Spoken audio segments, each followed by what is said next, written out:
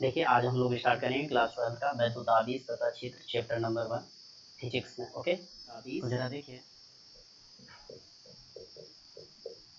तथा क्षेत्र। ओके, तो क्या बोल सकते हैं, electric charge and field. Okay, तो आवेश की अगर बात करें, सबसे पहले हम लोग क्या बात करेंगे, आवेश। जब दो वस्तुओं को आपस में रगड़ते हैं तो उन्हें आकर्षित करने का गुण आ जाता है। कोई भी दो वस्तुएं हों और उन्हें आपस में जब हम रगड़ते हैं इस टाइप में, तो क्या होता है, उनमें आकर्षित करने का गुण आ जाता है। इसी को क्या कहते हैं, आवेश कहते हैं। ओके, जब हम दो वस्तुओं को आपस में रगड़ते हैं, जैसे कि दो वस्तुएं ये ए हो गई और ये बी हो गई। ओके, ये ए और ये बी, इन दोनों को जब आपस में रगड़ते हैं तो क्या होता है, इलेक्ट्रॉनों का स्थानांतरण होता है।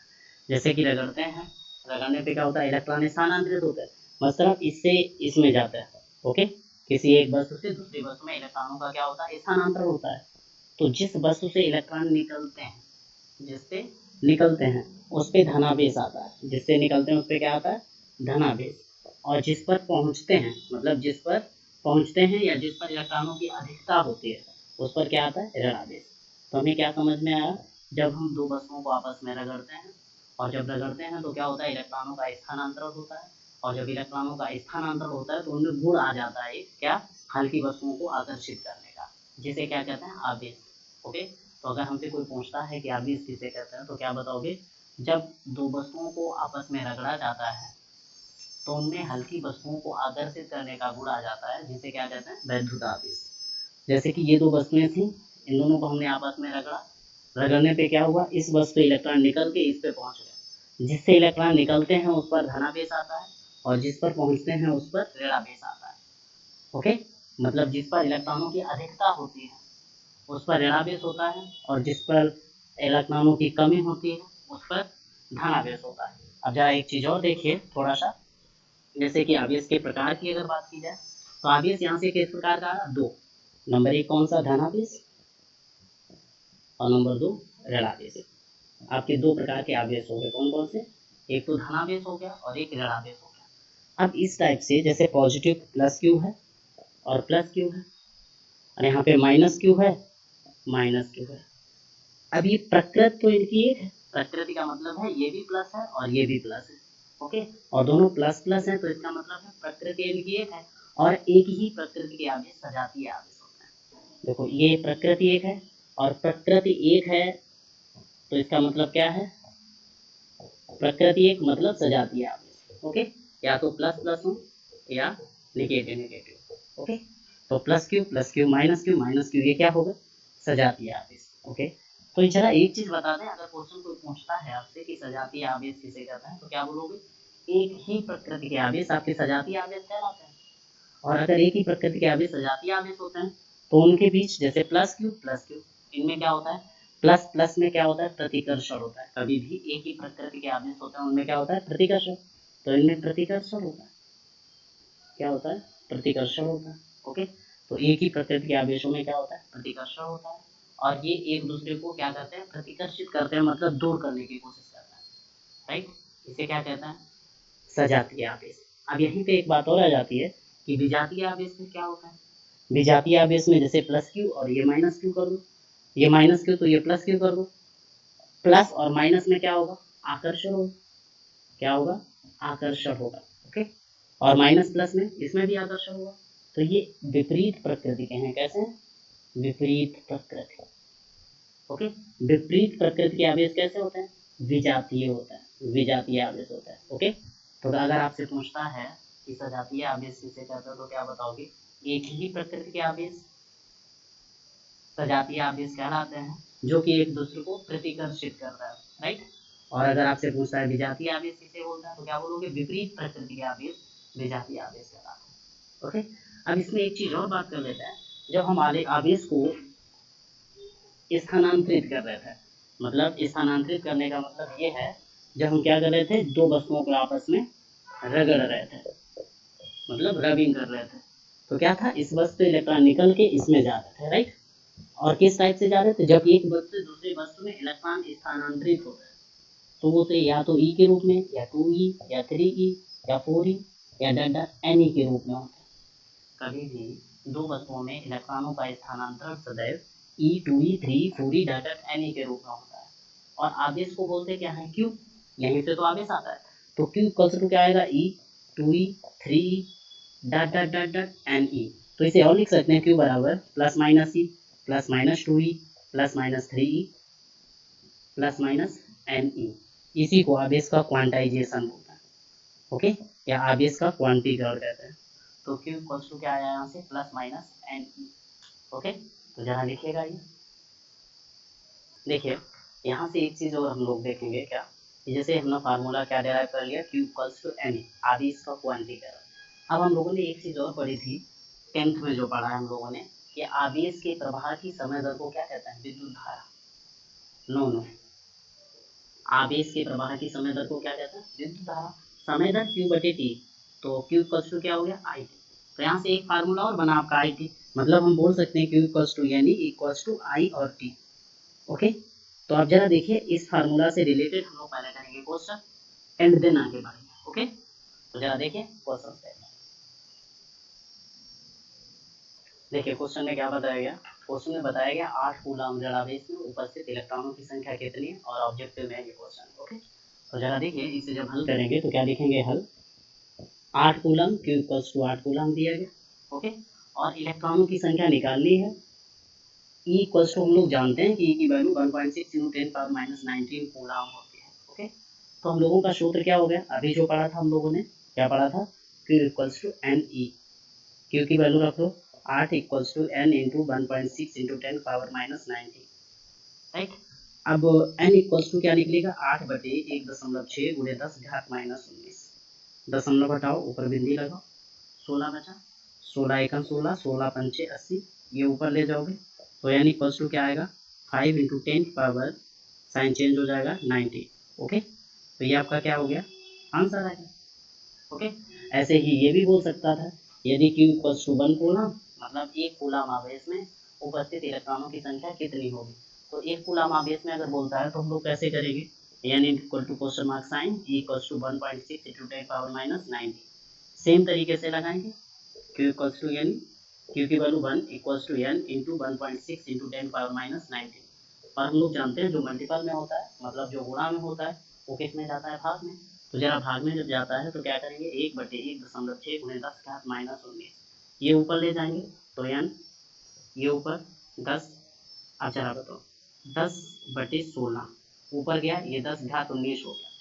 जरा बताइए अगर यहाँ से हम यहाँ एक घटा बढ़ा दें 0, तो यहाँ पे एक पावर घटा दें 18, अब 16 का डिवाइड करो, 16 96, कितना बचा, फिर से 16 96, फिर बचा 4, 16 दूनी 32, फिर बचा 8, 16 पंचे 80, तो यानी इक्वल्स टू कितना आएगा, 6.625 × 10⁻18 इलेक्ट्रॉन। तो आपसे ये भी पूछा जा सकता है कि एक कूलम आवेश में कितने इलेक्ट्रॉन होते हैं, तो आपका ये हो गया, और 8 कूलम में इतना हो गया। तो आप सीधा सा जानते हो कि एक कूलम में यदि इतना है तो 8 कूलम में, 4 कूलम में डायरेक्टली मल्टीपल करना है, ओके।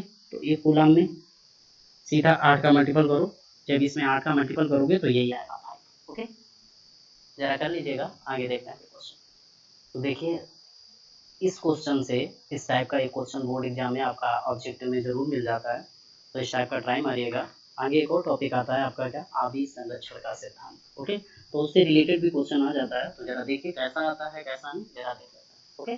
क्या है, आवेश संरक्षण का सिद्धांत।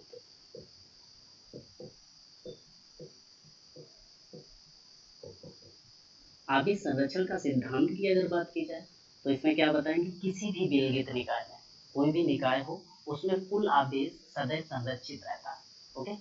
तो क्या लिख लेंगे, इसमें लिख लेंगे किसी विलगित निकाय में, विलगित निकाय में कुल आवेश सदैव संरक्षित रहता है, ओके। कोई भी विलगित निकाय हो उसमें कुल आवेश कैसा रहता है, संरक्षित रहता है। जैसे आपका निकाय हो गया ये, ओके, किसी टाइप का निकाय है। अब इसमें मान लेते हैं यहाँ Q1 है, यहाँ Q2 है, यहाँ Q3 है, यहाँ -Q4 है, यहाँ Q8 है, यहाँ Q5 है, ओके, इतना है। तो इसका कुल आवेश जब निकालोगे आप, तो कुल आवेश बराबर क्या लिखोगे, कुल आवेश क्या, टोटल ऐड करोगे Q1 + Q2 + Q3 minus Q4 plus Q5 और प्लस Q8। ओके, अब आवेश संरक्षण का सिद्धांत यहाँ से नहीं, यहाँ तो हमने कुल आवेश निकाला है।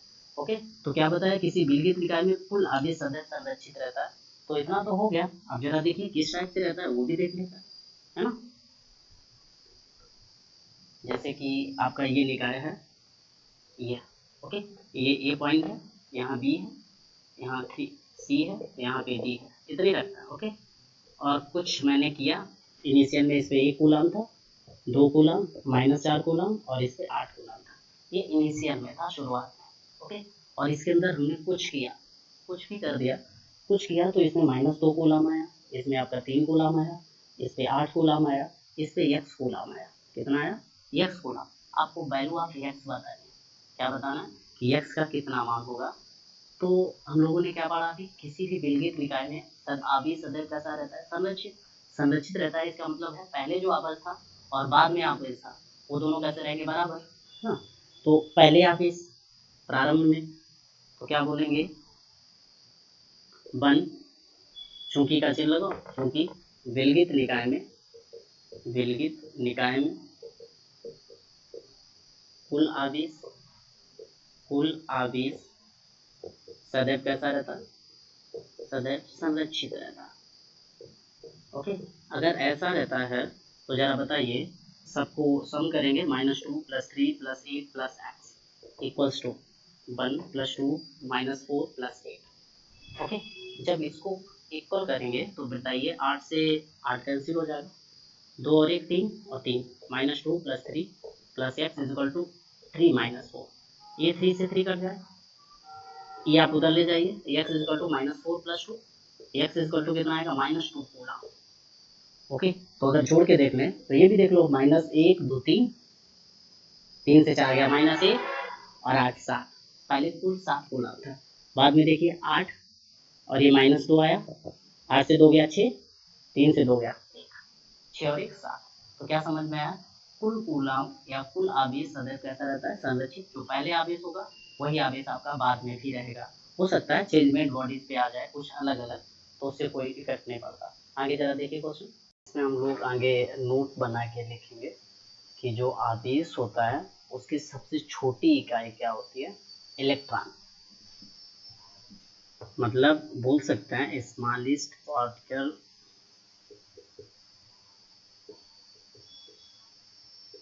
ऑफ चार्ज क्या होता है? इलेक्ट्रॉन। ओके, सबसे छोटा पार्टिकल आवेश का क्या होता है? इलेक्ट्रॉन होता है। और अगर देखा जाए अल्फा पार्टिकल्स पे जो आवेश होता है वो क्या होता है? 2e होता है। कभी भी बोल दिया जाए कि अल्फा पार्टिकल्स हैं तो हमारे दिमाग के अंदर घंटी बजनी चाहिए कि आवेश इसका कितना होगा? 2 इलेक्ट्रॉन होगा। और सबसे छोटा पार्टिकल या ये बोल दिया जाए कि सबसे कम फोर्स या सबसे कम बल कब लगता है? जब हम ई और ई मतलब सबसे स्मॉल पार्टिकल के बीच में फोर्स लगाते हैं तब कम लगता है। ओके, तो जरा आगे देखिए, बात कर लेते हैं। देखिए इसमें अब हम लोग पढ़ेंगे कूलाम का नियम। क्या पढ़ेंगे? कूलाम का नियम। ओके, तो याद रखिएगा कूलाम के नियम से या तो आपको क्वेश्चंस मिल जाएगा या तो ये थ्योरी ही आ जाती है। ओके, पूछा जाता है क्या कि कूलाम का नियम किससे कहता है, या फिर ये पूछा जाएगा कूलाम के नियम की सहायता से वैद्युत बल का फोर्स का जनरेट करिए या इलेक्ट्रिक फील्ड या कुछ भी आ सकता है ना। लेकिन कूलाम का नियम आपका आएगा और इससे रिलेटेड एक क्वेश्चन आ सकता है, या तो ये या ये क्वेश्चन। तो जरा देखिए कूलाम का नियम क्या होता है। जब दो बिंदु आवेशों के बीच लगने वाले बल की गणना कूलाम के नियम से निकालते हैं। ओके, तो इस नियम के अनुसार क्या है, जैसे दो बिंदु आवेश हैं, ये Q1 है, ये Q2 है, इनके बीच की दूरी r है। ओके, दो बिंदु आवेश कौन से? Q1 Q2, बीच की दूरी r। इनके बीच लगने वाला वैद्युत बल F समानुपाती इन दोनों आवेशों के गुणनफल के सीधे समानुपाती होता है। मतलब दो बिंदु आवेशों के बीच लगने वाला बल दोनों आवेशों के गुणनफल के सीधे समानुपाती तथा दोनों आवेशों के बीच की दूरी के वर्ग के व्युत्क्रमानुपाती होता है। दोनों को जोड़ोगे क्या आएगा? F समानुपाती Q1 Q2 बटे r²। जब समानुपाती हटाओगे तो क्या लगाओगे? एक कांस्टेंट लगाओगे, K Q1 Q2 बटे r²। राइट, इतना आ गया। अब याद रखिए के की वैल्यू होती है आपकी 1/4πε0। ओके, इसकी वैल्यू होती है 9.0 × 10⁹ न्यूटन मीटर स्क्वायर पर कूलम स्क्वायर।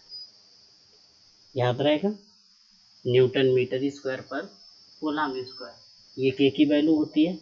अब जरा और भी जरा देख लेते हैं। ओके, तो यहाँ से क्या समझ में आया कि equals to 1/4πε0 equals to 9.0 × 10⁹ newton metre square पर कूलम स्क्वायर। याद रखिए ये एमकेएस या एसआई सिस्टम में होता है, ये एसआई सिस्टम में होता है। लेकिन अगर कोई बोल दे सीजीएस सिस्टम में कितना होता है, तो सीजीएस में के की वैल्यू 1 होती है, ये रिवाइज रखिएगा, ये ज़्यादातर रिवाइज रखिए। ओके, के इक्वल्स टू 1 कब होता है, सीजीएस सिस्टम अगर है, सीजीएस पद्धति में के की वैल्यू आपकी 1 आती है। ओके, तो ये हो गया। फिर इसके बाद में और आता है एप्सिलॉन नॉट की वैल्यू कितनी होती है, ये भी पूछा जा सकता है। तो इस एप्सिलॉन नॉट की वैल्यू होती है 8.85 × 10⁻⁻12। ओके, कूलम स्क्वायर पर न्यूटन मीटर, कूलम स्क्वायर प्रति न्यूटन मीटर स्क्वायर। ओके, लिख लीजिएगा, फिर आगे बढ़ते हैं। देखिए क्वेश्चन क्या बताया गया, न्यूमेरिकल की अगर बात की जाए तो न्यूमेरिकल में बताया गया हम लोगों को कि 1 माइक्रोकूलम तथा 4 माइक्रोकूलम के दो आवेश एक दूसरे से कुछ दूरी पर स्थित है, इनके बीच लगने वाले बलों का क्या कीजिए, अनुपात ज्ञात कीजिए। ओके, तो चलिए देखते हैं करते हैं। अगर इनके बीच लगने वाले बलों का अनुपात निकालना है तो देखिए दो इन्होंने आवेश दे रखे हैं, दो आवेश क्या दिए हैं, सॉल्यूशन करते हैं। क्या बताया, 1 माइक्रोकूलम तथा 4 माइक्रोकूलम। Q1 इक्वल्स टू क्या मानेंगे, 1 माइक्रोकूलम, माइक्रोकूलम मतलब 1 × 10⁻⁻6 कूलम। Q2 बराबर क्या मानोगे, क्या बताया, 4 माइक्रोकूलम, 4 माइक्रोकूलम बराबर 4 × 10⁻⁻6 कूलम। चूंकि हम लोग क्या जानते हैं, चूंकि 1 माइक्रोकूलम बराबर होता है 10⁻⁻6 कूलम। कुछ दूरी पर रखे हैं, मान लेते हैं r दूरी पर रखें। ओके, फिर बताया गया दोनों पर लगने वाले बलों का अनुपात ज्ञात कीजिए। ओके, Q1 पर Q2 आवेश के कारण बल, आवेश के कारण बल, Q1 पे Q2 के कारण, तो क्या निकालोगे, F12 बराबर K Q1 Q2 बटे R स्क्वायर बराबर K, Q1 कितना है यहाँ पे, 1 × 10⁻⁻6 इंटू Q2 कितना है, 4 × 10⁻⁻6 बटे R स्क्वायर। समीकरण 1 डाल दो, ये 1 आ गया। ऐसे ही F21 Q2 पर Q1 के कारण बल, इस पर क्या निकलेगा, F21। तो F21 जब निकालोगे तो क्या निकलेगा, K Q1 Q2 बटे R स्क्वायर, राइट। अब जरा बताइए K × Q1 कितना वैल्यू है, 1 × 10⁻⁻6 इंटू Q2 4 × 10⁻⁻6 अपान R स्क्वायर। ओके, तो F12 F21 आ गया। अनुपात निकालने के लिए क्या करोगे, F12 बटे F21, अनुपात निकालते हैं तो क्या करते हैं, भाग करते हैं। तो करेंगे क्या आएगा, 1 × 10⁻⁻6 पूरे 4 × 10⁻�6 बटे R स्क्वायर, फिर पूरक बटे फिर से 1 × 10⁻6 इंटू 4 × 10⁻6 अपान R स्क्वायर। बताओ, R स्क्वायर से R स्क्वायर खत्म, फिर क्या बचेगा, 1 × 10⁻6। अच्छा, इनका गुणा कर दे तो क्या आएगा, 4 × 10⁻12 अपान 4 × 10⁻12। इससे ये खत्म और इससे ये खत्म, क्या आएगा, 1/1 वैल्यू आ जाएगी F12 अनुपात F21 बराबर 1:1। ओके, पता है ये क्यों आएगा, क्योंकि दोनों पर आवेश बराबर लग रहे होंगे, सिर्फ प्रकृति उनकी अलग अलग हो सकती है। ओके, लिख लीजिएगा। देखिए अगर अगला क्वेश्चन देखें तो क्या बताया, एक निश्चित दूरी पर स्थित दो समरूप धातु के गोलों पर आवेश 4q और -2q है। गोलों के बीच आकर्षण बल जो है वो F है। यदि दोनों गोलों को स्पर्श करा के फिर r दूरी पर रख दिया जाए तो उनके बीच लगने वाला बल क्या होगा। ओके, तो जरा देखिए क्या बताया क्वेश्चन में। शुरुआत में क्या है, दो गोले हैं। सॉल्यूशन, दोनों गोलों पर आवेश कितना है, 4q और 2q। ये एक गोला है, एक ये है। अरे यार Q1 Q2 लिख लेते हैं। Q1 बराबर 4q है और Q2 बराबर कितना है, -2q है। ओके, ये आवेश है। दोनों गोले एक दूसरे से f दूरी या r दूरी पर रखे हैं। मान लेते हैं ये क्या है, इस पे 4q है, इस पे -2q आवेश है। दोनों के बीच लगने वाला बल f है। ये इनिशियल फेज की कंडीशन दी गई और r दूरी पर स्थित हैं ये दोनों, तो r दूरी पर स्थित हैं। तो जब ये कंडीशन दी गई, इस कंडीशन के अकॉर्डिंग अगर हम क्वेश्चन करते हैं तो क्वेश्चन पहले ही f निकाल लेते हैं। तो f इक्वल्स टू क्या निकलेगा, कूलॉम के नियम से k Q1 Q2 बटे r square equals to k।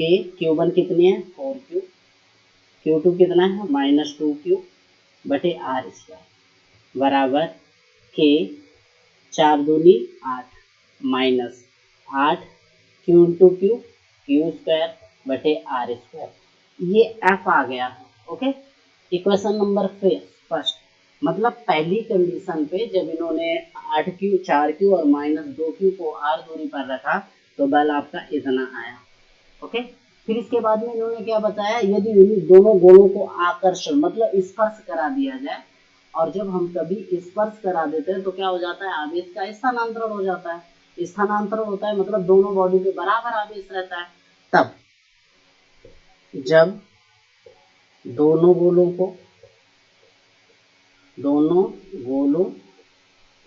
को स्पर्श करा दिया जाता है, स्पर्श कराते हैं, तब प्रत्येक गोले पर आवेश प्रत्येक गोले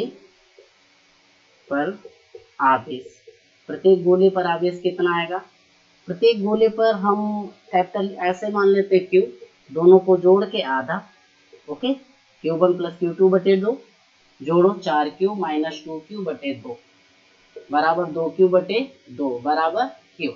ये तो खत्म हो जाएगा, मतलब दोनों गोलों पर कितना आ जाएगा, Q। तब इन दोनों आवेशों के बीच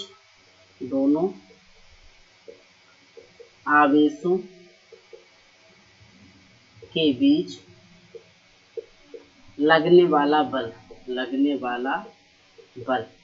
अब जरा ये बताओ, बल के लिए तो सूत्र हमारा यही है, एफ डेस बराबर के क्यू स्क्वायर बटे आर स्क्वायर। चूंकि एफ डेस इसलिए माना क्योंकि अब हमने क्या किया, दोनों गोलों को स्पर्श करा दिया था। स्पर्श कराने के बाद एफ डेस बराबर के क्यू स्क्वायर बटे आर स्क्वायर। इक्वेशन फर्स्ट, अगर पहली कंडीशन को देखें तो एफ बराबर हमारा क्या निकला था, -8k क्यू स्क्वायर बटे आर स्क्वायर। ओके, इसे हम क्या लिख सकते हैं, एफ बराबर -8 इंटू के क्यू स्क्वायर बटे आर स्क्वायर, राइट। जरा बताओ के क्यू स्क्वायर बटे आर स्क्वायर की वैल्यू कितनी है, एफ डेस। तो एफ बराबर -8 एफ डेस। क्या कंडीशन निकल रही है, या तो ऐसे लिख लो या लिख लो F dash equal to -f/8। ये फोर्स की कंडीशन होगी, मैग्नीट्यूड वाइज और वैसे भी। ओके, लिख लीजिएगा, जल्दी से करिए फिर आगे करें। ओके, देखिए नेक्स्ट क्वेश्चन क्या बताया, इसमें बताया दो बिंदु आवेश 8 माइक्रोकूलम और 12 माइक्रोकूलम एक दूसरे से 10 सेंटीमीटर की दूरी पर रखे हैं। उनके बीच की दूरी 6 सेंटीमीटर परिवर्तित करने के लिए आवश्यक कार्य की गणना करो। इसमें ऑप्शन भी दिए गए आपको 5.18, 4.8, 3.8 और 2.8। देखिए करता है।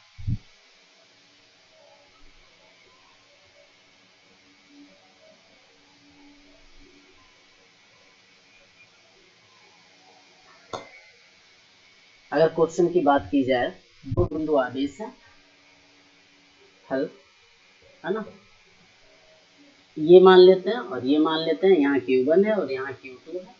Q1 पे कितनी वैल्यू दी है, 8 माइक्रो कूलम, और Q2 पे बताया इन्होंने यहाँ 8 माइक्रो कूलम है, और Q2 पे दिया है 12 माइक्रो कूलम।